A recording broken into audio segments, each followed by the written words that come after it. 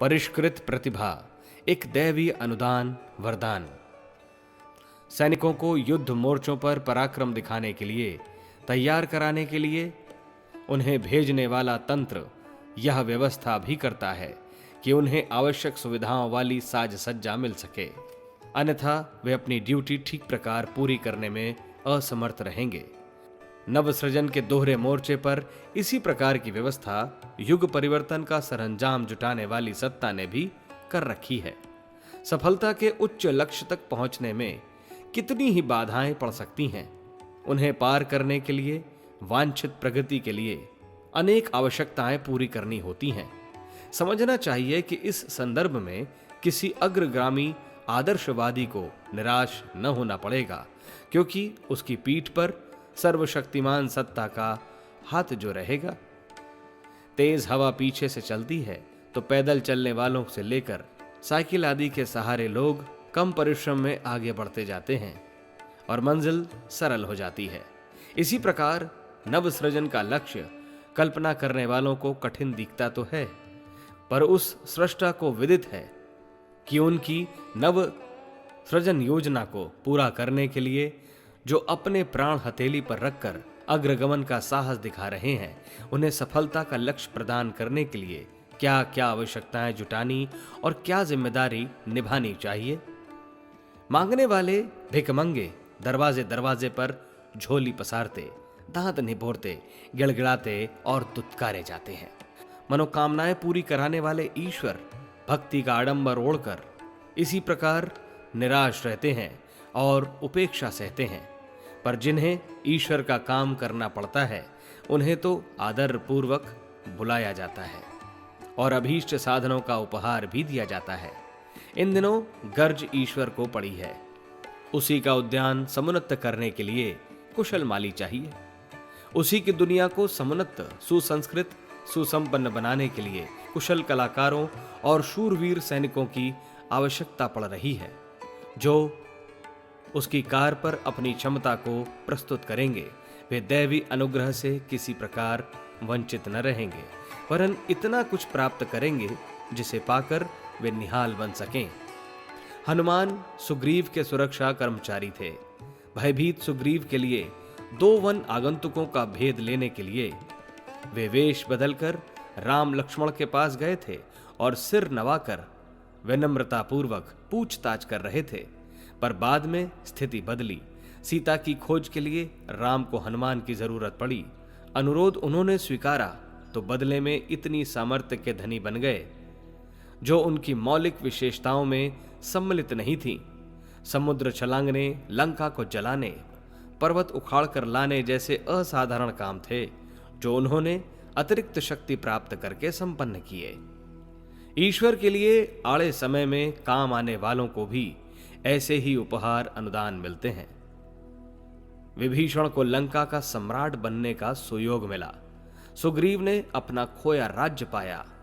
भगवान के काम के लिए देवपुत्र मांगने वाली कुंती को उत्कृष्ट स्तर के पुत्र रत्न देने में उन्होंने आनाकानी नहीं की। भक्ति का प्रचार करने वाले नारद देवर्षि कहलाए। सूर तुलसी ने ईश्वर के काम के लिए प्रतिज्ञारत होकर ऐसी प्रतिभा पाई जिसके सहारे वे अनंत कीर्ति पा सकने के अधिकारी बने। इन दिनों सृष्टा ने ही विश्व कल्याण के लिए, नव सृजन के लिए कर्मवीरों को पुकारा है, जो उस हेतु हाथ बढ़ाएंगे। वे खाली क्यों रहेंगे? भगीरथ, गांधी, बुद्ध आदि को जो समर्थता मिली वह इसलिए मिली कि परमार्थ प्रयोजन के काम आए। इस दुनिया में ऐसी भी सुविधा है कि जब तब बहुत सी उपयोगी वस्तुएं बिना मूल्य भी मिल जाती हैं। हवा, पानी, छाया, खुशबू आदि हम बिना मूल्य ही पाते हैं, पर जौहरी या हलवाई की दुकान पर सुसज्जित रखी हुई वस्तुएं उठाकर चल देने का कोई नियम नहीं है, उनका मूल्य चुकाना पड़ता है। गाय को घास न खिलाई जाए तो दूध प्राप्त करते रहना कठिन है। भगवान ने सुदामा को अपनी द्वारकापुरी, टूटी सुदामापुरी के स्थान पर स्थानांतरित कर दी थी, पर इससे पहले यह विश्वास कर लिया था कि इस अनुदान को उस स्थान पर कारगर विश्वविद्यालय चलाने के लिए ही प्रयुक्त किया जाएगा। चाणक्य की शक्ति चंद्रगुप्त को ही मिली थी और वह चक्रवर्ती कहलाया था। भवानी की अक्षय तलवार शिवाजी को मिली थी। अर्जुन को दिव्य गांडिव धनुष एवं बाण देने वालों ने अनुदान थमा देने से पहले यह भी जांच लिया था कि उस समर्थता को किस काम में प्रयुक्त किया जाएगा। यदि बिना जांच पड़ताल के किसी को कुछ भी दे दिया जाए तो भस्मासुर द्वारा शिव जी को जिस प्रकार हैरान किया गया था वैसी ही हैरानी अन्यों को भी उठानी पड़ सकती है। भगवान ने काय कलेवर तो आरंभ से ही बिना मूल्य दे दिया है, पर उसके बाद का दूसरा वरदान है परिष्कृत प्रतिभा। इसी के सहारे कोई महामानव स्तर का बड़प्पन उपलब्ध करता है। इतनी बहुमूल्य संपदा प्राप्त करने के लिए वैसा ही साहस एकत्रित करना पड़ेगा जैसा कि लोक मंगल के लिए विवेकानंद जैसों को अपनाना पड़ा था। इन दिनों परीक्षा भरी वेला है जिसमें सिद्ध करना होगा कि जो कुछ दैवी अनुग्रह विशेष रूप से उपलब्ध होगा उसे उच्च स्तरीय प्रयोजन में ही प्रयुक्त किया जाएगा। कहना न होगा कि इन दिनों नवयुग के अवतरण का पथ प्रशस्त करना ही वह बड़ा काम है जिसके लिए कटिबद्ध होने पर परिष्कृत प्रतिभा का बड़ी मात्रा में अनुग्रह प्राप्त किया जा सकता है। उसे धारण करने पर हीरक हार पहनने वाले की तरह शोभायान बना जा सकता है। ईश्वरी व्यवस्था में यही निर्धारण है कि बोया जाए और उसके बाद काटा जाए। पहले काट लें उसके बाद बोएं, यही नहीं हो सकता। लोक सेवी उज्ज्वल छवि वाले लोग ही प्रायः वरिष्ठ विश्वस्त गिने और उच्च स्तरीय प्रयोजनों के लिए प्रतिनिधि चुने जाते हैं। विशिष्ट पुरुषार्थ का परिचय देने के उपरांत ही पुरस्कार मिलते हैं। परिष्कृत प्रतिभा ऐसी संपदा है जिसकी तुलना में मनुष्य को गौरवान्वित करने वाला और कोई साधन है नहीं। उसे प्राप्त करने के लिए यह सिद्ध करने की आवश्यकता है कि मानवीय गरिमा के गौरवान्वित करने वाली धर्म धारणा के क्षेत्र में कितनी उदारता और कितनी सेवा साधना का परिचय देने का साहस जुटा पाया। दूसरों के हाथ रचाने के लिए मेहंदी के पत्ते पीसने पर अपने हाथ स्वयमेव लाल हो जाते हैं। समय की मांग के अनुरूप पुण्य परमार्थ का परिचय देने वालों को भी सदा नफे में ही रहने का सुयोग मिलता है। बाजरा मक्का आदि का बोया हुआ एक दाना 1000 दाने से लदी बाल बनकर इस तथ्य को प्रमाणित और परिपुष्ट करता है। भगवान के बैंक में जमा की हुई पूंजी इतने अधिक ब्याज समेत वापस लौटती है जितना लाभ अन्य किसी व्यवसाय या पूंजी निवेश में कदाचित ही हस्तगत होती हो। किसी की वरिष्ठता उसके पारमार्थिक पौरुष के आधार पर ही आंकी जाती है। श्रेष्ठों वरिष्ठों का आकलन इसी एक आधार पर होता रहा है। साथ ही यह भी विश्वास किया जाता है कि बड़े कामों को संपन्न करने में उन्हीं की मनस्विता काम आती है। पटरी पर से उतरे इंजन को उठाकर फिर उसी स्थान पर रखने के लिए मजबूत और बड़ी क्रेन चाहिए। उफनती नदी में जब भंवर पड़ते रहते हैं तब बलिष्ठ नाविकों के लिए ही यह संभव होता है कि वे डगमगाती नाव को खेकर पार पहुंचाएं।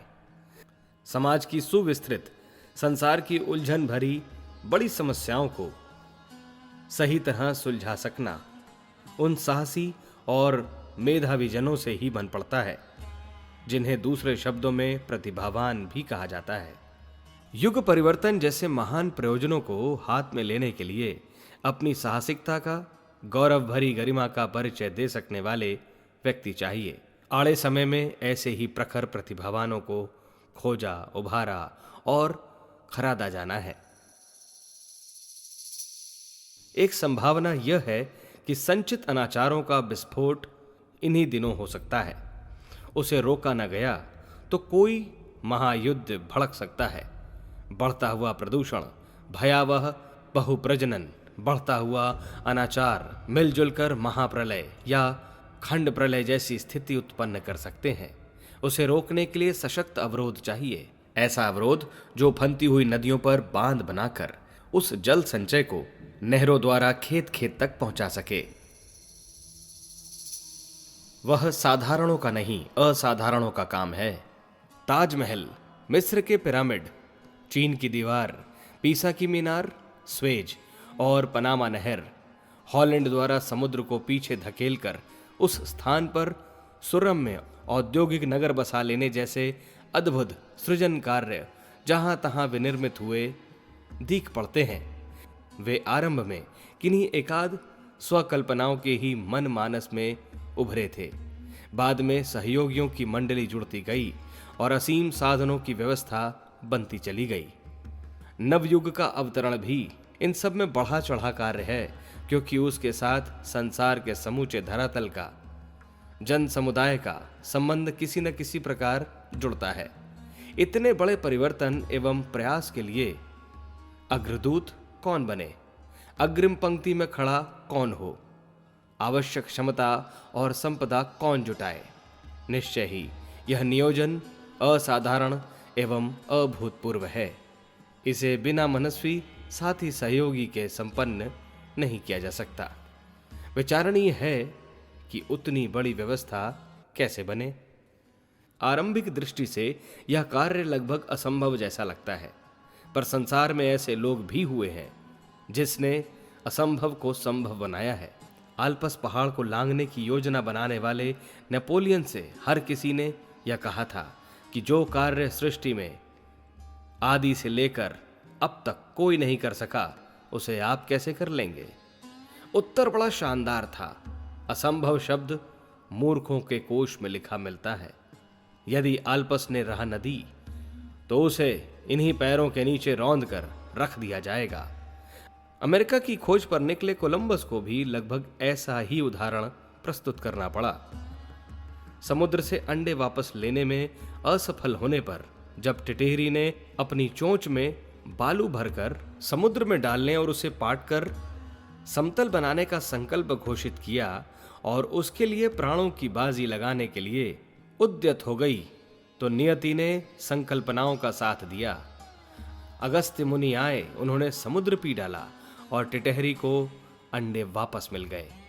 फरहाद द्वारा पहाड़ काटकर 32 मील लंबी नहर निकालने का असंभव समझे जाने वाले कार्य संभव करके दिखाया गया। इसे ही कहते हैं प्रतिभा। हमारे YouTube चैनल शांति कुंज वीडियो गायत्री परिवार को सब्सक्राइब करें एवं बेल आइकन जरूर दबाएं ताकि गायत्री परिवार की विभिन्न गतिविधियों की जानकारी आपको मिलती रहे।